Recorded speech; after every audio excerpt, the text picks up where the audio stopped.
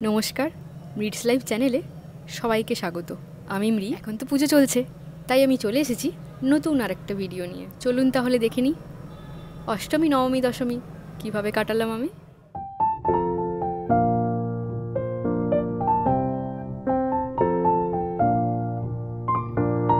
অষ্টমীর দিনের সকালবেলা ওয়েদারটা দেখুন, পুরো মেঘে ঢাকা, বৃষ্টি ভেজা ওয়েদার। অষ্টমীতে তো সবাই অঞ্জলি দেয়, কিন্তু আমি অঞ্জলি দিতে পারিনি। সন্ধেবেলায় আমি আর শ্রী বাড়ির পাশেই একটা ছোট্ট পুজো প্যান্ডেলে চলে গেলাম। প্যান্ডেলটি ছোট্ট হলে কি হবে, প্যান্ডেলের বাইরেটা যত সুন্দর, ভেতরটাও ততটাই সুন্দর। মায়ের কাছে গিয়ে একটু প্রণাম করে নিলাম। অষ্টমীর অঞ্জলি দিতে পারিনি তো, তাই মনে একটু হালকা দুঃখ থেকে গেছে। মণ্ডপের ভেতরে ঢাকিরা ঢাক বাজাচ্ছিল। মণ্ডপ থেকে বাইরে বেরিয়ে এসে দেখি স্টেজ পরিচালনা করার জন্য স্পেশাল দুজনকে রাখা হয়েছে। এরপর ফিরে এলাম আমাদের পাড়ার ক্লাবে, মানে যুব সম্মিলনী ক্লাব। ওখানে তখন সন্ধ্যা আরতি চলছিল।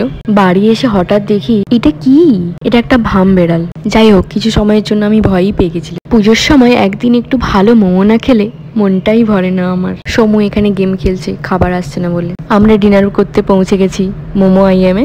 ওখানকার মোমোটা জাস্ট আমার অসাধারণ লাগে। খাওয়া দাওয়ার পরে দেখি বাইরে হঠাৎ করে প্রচুর বৃষ্টি শুরু হয়েছে। ভিজতে ভিজতে আমরা বাড়ি ফিরলাম।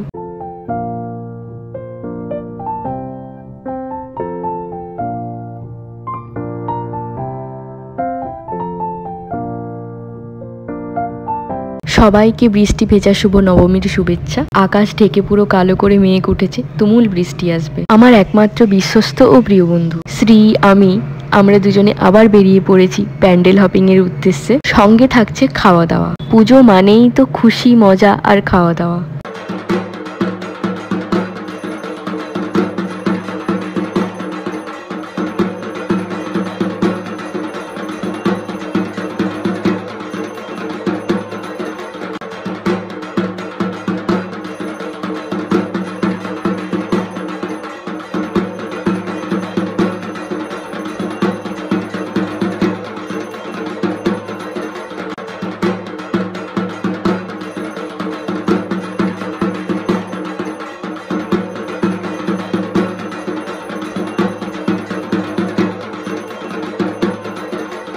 আমার ভিডিওগুলি ভালো লেগে থাকলে চ্যানেলটিকে সাবস্ক্রাইব করে পাশে থাকবেন। আপনারা সুস্থ থাকবেন, ভালো থাকবেন এবং সাবধানে থাকবেন। আজকের মতো এই পর্যন্ত। দশমীটা নেক্সট পার্টে আসছে।